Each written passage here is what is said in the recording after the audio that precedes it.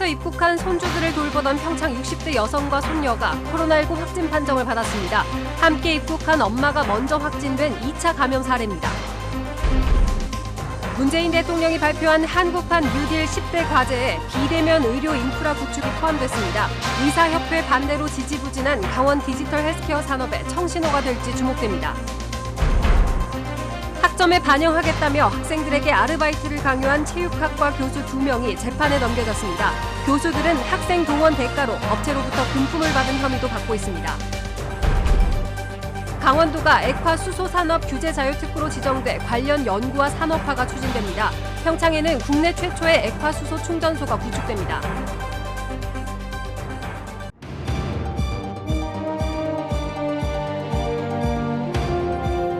안녕하십니까. 뉴스데스크 원주입니다. 어제 문재인 대통령이 한국판 뉴딜 종합계획을 발표했습니다. 10개 과제 중에서도 스마트 의료, 이른바 비대면 의료 인프라 구축을 강조했는데요.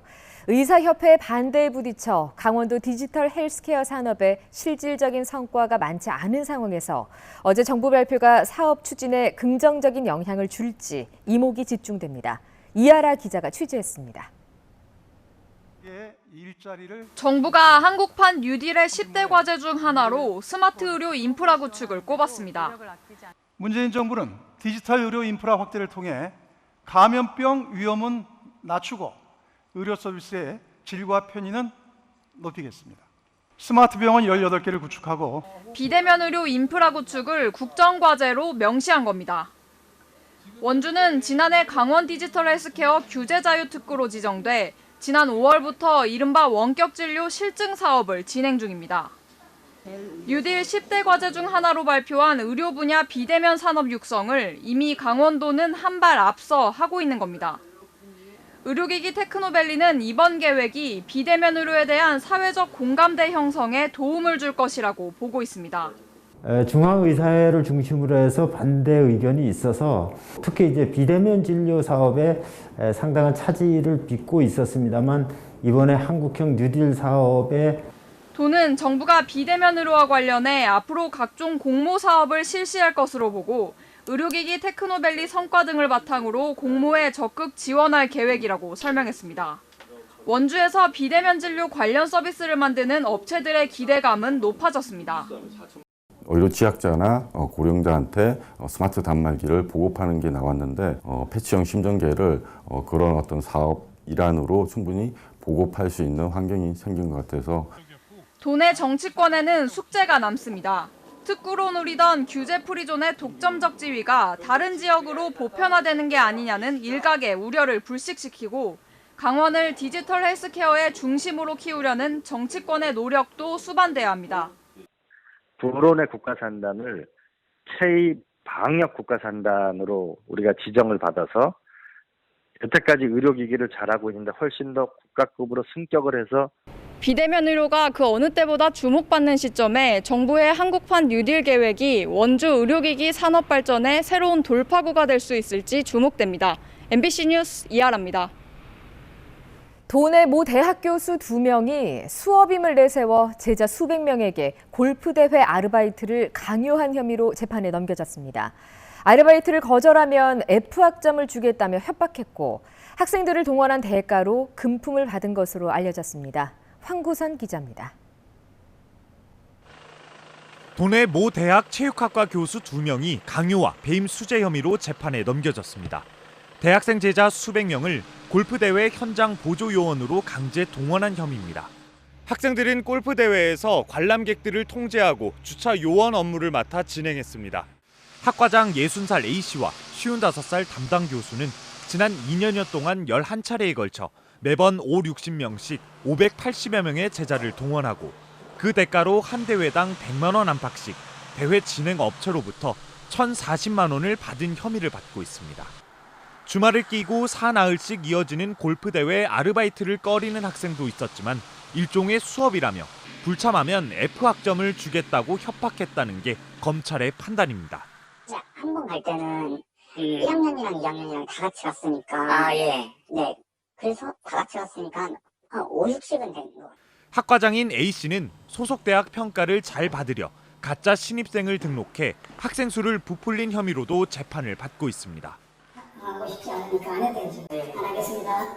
혹시 뭐 인정하시는 아니요. 그렇습니다. 죄송합니다. 해당 대학에서는 체육학과 선배 학생들이 후배 학생들에게 얼차려와 욕설을 하는 걸 목격했다는 내부 커뮤니티 글이 게시되기도 했습니다. 체육계의 폐쇄적인 문화가 갑질과 폭행을 양산한다는 비판이 잇따르지만 이 같은 악습은 좀처럼 바뀌지 않고 있습니다. MBC 뉴스 황구선입니다. 해외에서 입국한 손주들을 평창 자신의 집에서 돌보던 할머니가 손녀와 함께 코로나19 확진 판정을 받았습니다. 강원도와 평창군에 따르면 이들은 지난 2일부터 평창에서 함께 생활하고 있었으며 자가격리 해제를 위한 검사에서 3살 손녀와 60대 할머니가 확진됐습니다. 함께 자가격리 중이던 1살 손자는 미결정 수치가 나와 재검사 결과를 기다리고 있습니다. 두 남매의 엄마인 20대 여성은 입국 다음 날인 지난 2일 김포 자택에서 먼저 확진됐습니다. 이들은 모두 강원대병원에 입원했고 이로써 도내 확진자는 모두 71명으로 늘었습니다. 고등학교 1학년 무상교육 관련 조례가 강원도의회 본회의를 통과하면서 전 학년 무상교육이 실시됩니다. 강원도 교육청은 도내 고등학교 1학년 12,700여 명의 수업료와 학교 운영비가 6월부터 소급 면제되며 금액으로는 103억 2천여만 원에 달한다고 밝혔습니다. 또 교육재난지원금 지원 조례안도 본회의를 통과함에 따라 올 상반기 급식비로 사용되지 않은 예산 96억 원을 교육재난지원금으로 지급하기 위한 지자체 협의를 시작할 예정입니다. 지원금은 학생 1인당 2만 5천 원에서 최대 6만 5천 원이 지급될 전망입니다. 얼마 전 강원도가 정부의 액화수소 산업 규제 자유특구로 지정됐습니다. 액화수소의 저장과 운송을 위한 산업화를 국내에서 유일하게 할 수 있는 기반이 마련된 건데요. 앞으로 산업 지형에 큰 변화가 예상됩니다. 김형호 기자가 보도합니다. 존재하는 가장 가벼운 원소 기체인 수소.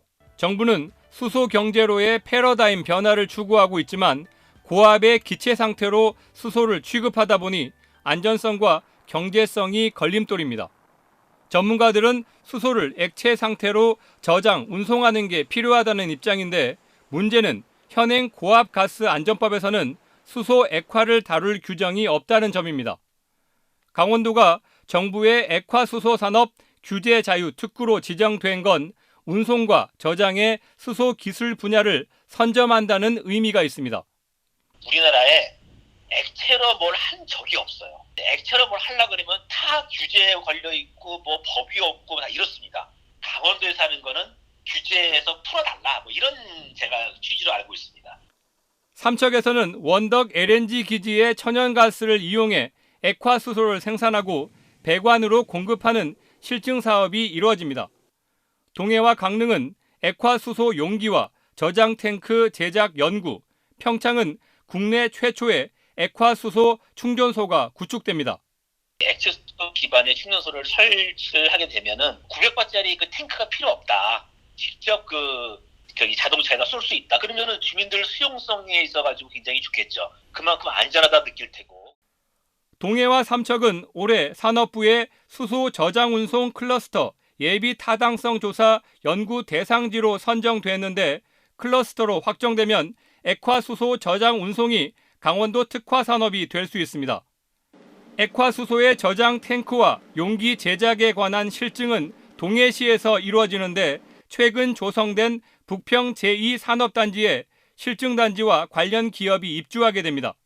수소의 운송과 저장을 위한 그 핵심 산업들 그리고 관련 기업들이 도내에 다 올 수밖에 없는 상황이 만들어지고요. 수소 운송 저장 클러스터가 예타를 통과를 하게 되면 이 사업과 연계를 시킬 경우에는 연매출 약 3조 8천억 원, 그다음에 2,800여 개의 일자리가 추가로 창출될 수 있을 걸로. 지난해 강릉 과학산업단지의 수소 폭발 사고로 수소 관련 안전성에 대한 염려가 큰 가운데 액화수소가 산업 지형을 어떻게 바꿀지 주목됩니다. MBC 뉴스 김영호입니다.